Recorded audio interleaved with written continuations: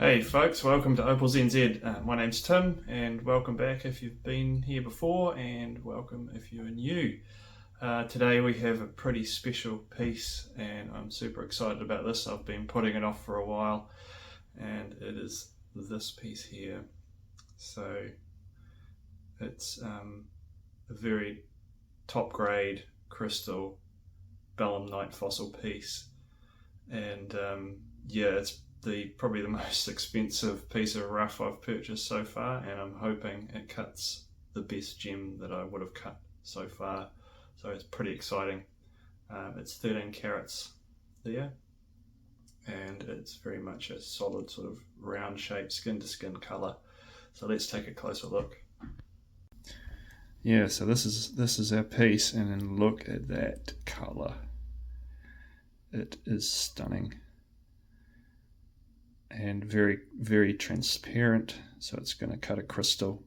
It cost me about $100 a carat in the rough, which is by far the most I've ever paid. So I'm hoping it works out to cut something pretty awesome and pretty bright. It's looking like this could be my first B5 stone, but I don't want to jinx it, so the plan is just to take the skin off and clean it up as big a piece as I can, and then possibly just see if there's any issues with it, and go for a nice big oval pendant stone. So yeah, look at that. It's got nice patterns in it, potential flagstone chaff pattern, and all of the colours, including red and purple and pink and blue. So yeah, that red blue combination is just amazing. So yeah, let's jump on the machine and have a crack.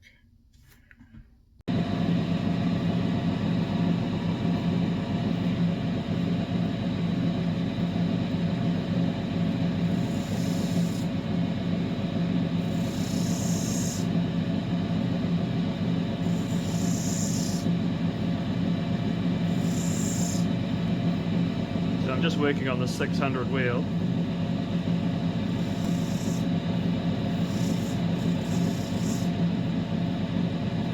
And just following the naturally round shape of this belemnite.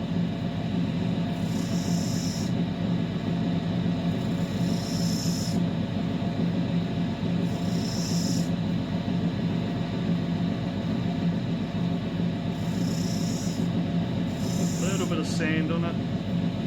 Looking pretty good so far.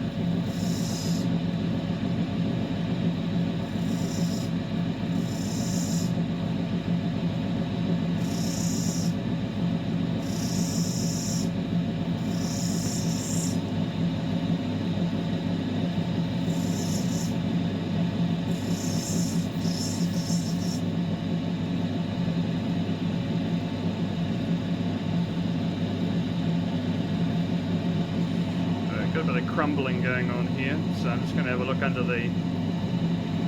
Oh, there we go. Just going to dry it off and have a look with the torch. Okay, so I've dried it out and had a wee look, and there's a couple of issues, but it's looking pretty good. I should turn that light off. So one, there's a bit of sand there. That'll need to come away. And at the other end, there's a bit of a natural crack there.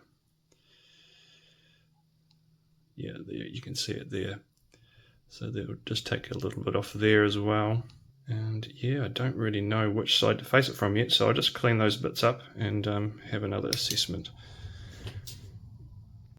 Actually, before I do that, I will just show it to you wet. It's facing sort of beautifully from every angle, but some angles it's definitely got a bit more red in it from there. I will clean it up a bit more first, and then I might have to put it down for a while and have a think about it. First of all, I'm going to take off that natural crack, which is just a little flake that's going to come off there. Right, you can see me shaking.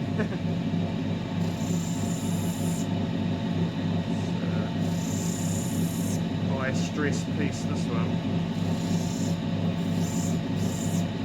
Okay, now I'm going to take the sand out of this end here. Take that sandy blob out there.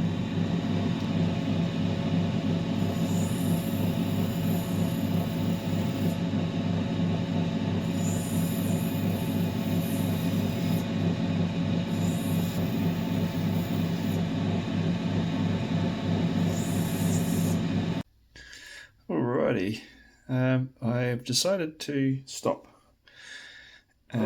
Sorry for the a bit of an anti-climax. I will finish this stone at some point, but I need to wrap this video up. I did polish it, so I took out the this is the face here, and I took out the most of the inclusions. There's still that one there, which is actually a fairly deep sand spot. So yeah, the inclusion, which is unfortunately a little on the deep side. You can just see it going in there. If I just dim that a little, there you go, you can see it there. If I turn that, you'll see it's lining up there. So it's kind of, I mean, that's the face of my stone, so it's going to bring that corner in quite a bit. That's all right. So yeah, I'll just leave it at that. But yeah, I'll probably, I don't know what I'm going to do. It's so beautiful. And it's very crystally. That you can just, if I shine the light on my finger, you can kind of see my finger behind it. So yeah. Part of my motivation to slice it was to make it more transparent, translucent, and it will do that, but I mean, I hardly need to. It's really good quality material. I'm so happy. That's definitely a B5, my first B5 gem ever. So there you go. Sometimes you get what you pay for. Although these little niggly inclusions, although I could just smash out a stone, no worries, I've just been agonizing over every point of a carat with this one just because it's so nice. My original idea was to actually make a cylindrical drop because it kind of wedges in up the top. I was going to make a drop shape. You know, I love my drop shapes, but make it three-dimensional, so it'll be a fully round drop that gets fatter at the base like that. But it would be really hard to set that. Yeah, but I don't know. Maybe I'll do that. So yeah, I'm just a bit undecided as to what to do. But yeah, my plan to slice about a third off the bottom, and then turn that into a nice oval would be pretty good. Because that's $1,000 a carat right there. That's what I'm valuing that as at the moment. That could change when I get some advice on this one, I think. Might have to hit up old Black Opal Direct for some advice on this one with pricing. But we'll weigh it up as is.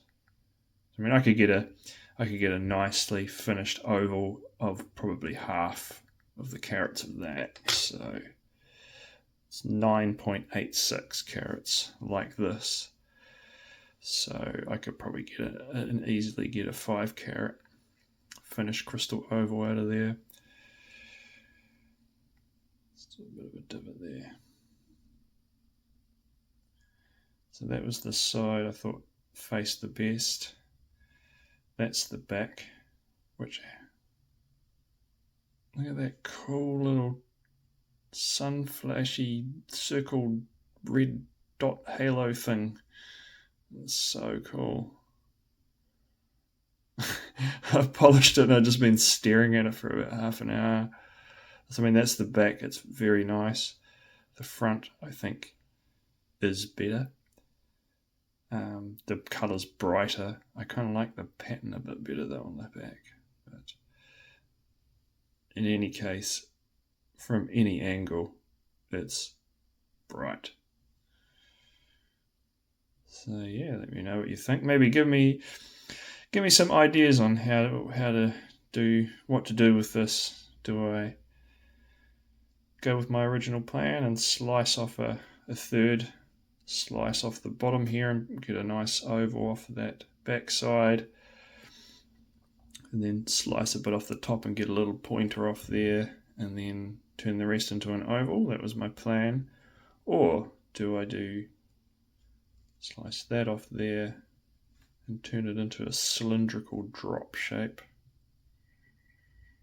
it's probably better to view it from the actual side that's going to face. So just a cylindrical drop would be sort of something like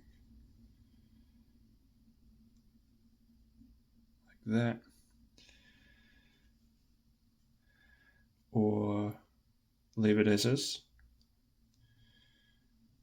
drill a hole through it, whack a bit of string on, necklace. Easy.